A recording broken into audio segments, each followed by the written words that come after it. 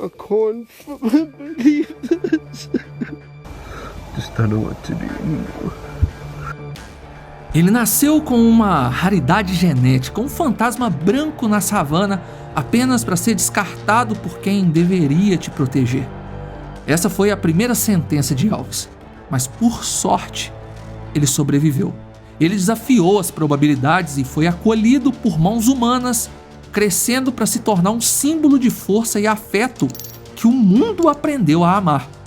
Nos vídeos, sua vida parecia um conto de fadas perfeito, mas a realidade é que o mal muitas vezes caminha em silêncio, esperando o momento exato em que baixamos a guarda. No auge da sua vitalidade física, quando tudo parecia seguro, a escuridão invadiu seu santuário. O silêncio daquela noite africana não foi quebrado por um rugido de batalha, mas pela frieza calculada. Justin Fernandes, dono do local, dormia tranquilo quando foi despertado pelos latidos de seus cachorros. Ele sabia que alguma coisa estava errada, pois seus felinos estavam em total silêncio. Ao acender as luzes e acionar a sua equipe de segurança, Fernandes se deparou com a cena mais triste da sua vida.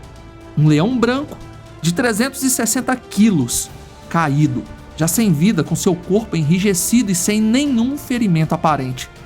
Ao lado, um tigre dourado extremamente raro e mais 2 felinos que estavam da mesma maneira. Existem alguns animais que nasceram destinados a trajetórias épicas, seja com os ensinamentos de sua vida ou de sua morte. E o que aconteceu naquela madrugada de maio não foi apenas uma tragédia, foi um evento que abalou o mundo e expôs o lado mais sombrio da nossa própria espécie. Bem-vindo ao Ordinário, e hoje vamos conhecer a história de Elvis, um mega-leão que carregava uma condição genética rara, que sobreviveu à rejeição, mas teve a sua vida ceifada de forma cruel e covarde. Deixe seu like e se inscreva no canal. Para você é apenas alguns cliques, mas para nós faz toda a diferença. Agora, vamos ao vídeo. Para entender a magnitude do que aconteceu, precisamos primeiro viajar até o coração da província de Limpopo, na África do Sul. É lá, entre a poeira vermelha e a vegetação rasteira da região selvagem de Vaal-Water, que existe uma fortaleza improvável chamada Jugomaru Predator Park. Diferente de muitos locais que se autodenominam santuários, mas operam como fazendas de reprodução para caça, o Jugomaru foi fundado sob uma premissa de pureza e sacrifício pela família Fernandes. Justin, sua irmã Maxine e seus pais Rosa e Gusey não construíram apenas recintos, eles construíram um lar final. O parque opera com uma filosofia rigorosa de não abate e cuidado vitalício. Ali, leões, tigres e outros animais que foram vítimas de abuso, rejeição ou comércio ilegal encontram o que talvez nunca tiveram antes: dignidade. O local é aberto ao público, mas não como um circo. É um espaço educativo onde a interação serve para financiar a quantidade astronômica de carne e medicamentos necessários para manter essas feras saudáveis. Mas gerenciar um paraíso desses na África do Sul é viver em estado de alerta constante. Trabalhar com a reabilitação de grandes animais já é por natureza uma profissão de risco extremo. Você lida com instintos primais, forças da natureza que podem quebrar ossos com um simples movimento de pata. No entanto, para a família Fernandes, o maior perigo nunca veio de dentro das jaulas, mas sim do que espreita na escuridão do lado de fora. A África do Sul vive uma guerra silenciosa e sangrenta, a caça furtiva alimentada pelo mercado de mute. Para quem não conhece, o mute é uma forma de medicina tradicional ou feitiçaria, onde partes do corpo de animais poderosos são usadas para criar poções e amuletos. Acredita-se na superstição local e em parte da Ásia que possuir ossos, patas ou dentes de um leão, por exemplo, transfere a força e a coragem daquele animal para a pessoa. E é essa a crença que movimenta milhões de dólares no mercado ilegal e condena reis da selva a mortes indignas. Os caçadores furtivos ou poachers não são amadores. Eles operam como paramilitares, invadindo propriedades na calada da noite com silenciadores e visão noturna. Mas o método mais covarde e devastador que utilizam não envolve balas.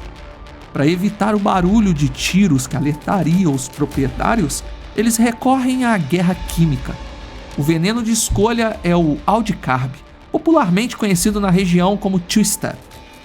O nome é macabro, porque dizem que após ingeri-lo, a vítima só consegue dar 2 passos antes de colapsar. É um pesticida agrícola proibido em muitos lugares, mas facilmente acessível no mercado paralelo. Os criminosos injetam essa substância letal em pedaços de carne e os arremessam por cima das cercas elétricas. O objetivo é matar o animal silenciosamente para em seguida invadir o recinto e buscar a encomenda, serrando as patas e arrancando as mandíbulas para vender de forma ilegal. É contra esse cenário de terror constante que o Jugomaru lutava todos os dias para blindar seus protegidos. Foi nesse contexto de amor e perigo que a história de Elvis começou. Ele não veio da natureza selvagem. Elvis era um leão branco, uma variação genética rara causada pelo leucismo, o que o já tornava um alvo valioso desde o nascimento. Ele nasceu em cativeiro, mas como muitos filhotes nesse sistema, acabou precisando de intervenção humana imediata. Ele foi rejeitado pela mãe, frágil e sem a proteção. Elvis chegou às mãos de Justin Fernandes, ainda um bebê. O que aconteceu a seguir foi a construção de um vínculo que desafia a lógica biológica. Justin não foi apenas um tratador, ele se tornou a mãe e o pai daquele leão. Elvis foi criado na mamadeira e desenvolveu um vínculo afetivo com Fernandes. À medida que Elvis crescia e se tornava um colosso de músculos brancos, aquela doçura infantil nunca desapareceu com seu tratador. As imagens que o mundo veria mais tarde eram prova disso. Um predador alfa de 360 quilos rolando de barriga para cima com uma ternura que parecia impossível. Ele se tornou o embaixador do parque, a prova viva de que, com respeito e amor, a barreira entre homem e fera poderia ser dissolvida. Elvis não sabia o que era caçar, não sabia o que era a crueldade da savana e principalmente não sabia que existiam humanos maus. Para ele, a mão humana servia apenas para alimentar e acariciar. Ele confiava cegamente na espécie que o acolheu. E foi justamente essa inocência cultivada no amor de sua família adotiva que tornaria o desfecho da sua história ainda mais doloroso. A madrugada de 25 de maio de 2018 deveria ter sido apenas mais uma noite tranquila sob o vasto céu estrelado de Limpopo. Mas nas sombras que cercavam o perímetro de Jugomaru, a maldade humana se movia silenciosa e calculista. Era o cenário clássico de um crime brutal, executado com a covardia típica daqueles que operam na escuridão. Os caçadores furtivos já haviam estudado a rotina, sabiam onde estavam os recintos e, o pior de tudo, conheciam a confiança que aqueles animais tinham nos humanos. Eles não precisaram arrombar cadeados ou disparar rifles de alto calibre. A arma do crime foi arremessada por cima da cerca. Pedaços de carne suculenta, o petisco favorito dos felinos, mas batizados com uma dose letal de two-step. Para Elvis e seus companheiros, aquele cheiro familiar de comida não sinalizava perigo, mas sim um presente noturno. Eles comeram, selando seu destino em questão de segundos. Dentro da casa principal, a poucos metros dali, a família Fernandes dormia, alheia ao massacre silencioso que ocorria no quintal. O silêncio da morte só foi quebrado porque o parque tinha seus próprios guardiões. Os cães do santuário, sentindo a presença intrusa ou o cheiro da morte que começava a pairar, começaram a uivar e latir freneticamente. O som cortou a madrugada como um alarme de pânico. Justin acordou sobressaltado porque os cães latiam e os felinos estavam em silêncio. Aquele não era um barulho normal, era um aviso de guerra. Movido por uma adrenalina aterrorizante, ele correu para fora, vestindo o que tinha, com a arma de defesa na mão e acionando sua equipe de segurança. Com uma lanterna cortando a escuridão, suas mãos tremiam, temendo o que encontraria. Ao chegar aos recintos, a cena era de um filme de terror. O primeiro que ele avistou foi Elvis. O majestoso leão branco não estava dormindo. Ele estava em agonia, mordendo as grades de ferro do portão com tanta força que os seus dentes estalavam, o corpo convulsionando violentamente enquanto o neurotóxico desligava seu sistema nervoso. O desespero de Justin foi imediato e avassalador. Naquele momento, ele não viu um animal perigoso, ele viu seu filho morrendo. Ignorando qualquer protocolo de segurança ou instinto de autopreservação, Justin abriu a jaula e entrou. O que aconteceu a seguir é um dos relatos mais dolorosos de amor entre homem e animal já registrados. Com Elvis colapsado no chão, espumando pela boca, Justin se jogou sobre ele. Ele tentou desesperadamente bombear o peito maciço do leão e fazer respiração boca a boca. Ele colou sua boca no focinho gigante do predador, tentando soprar ar para dentro daqueles pulmões que falhavam.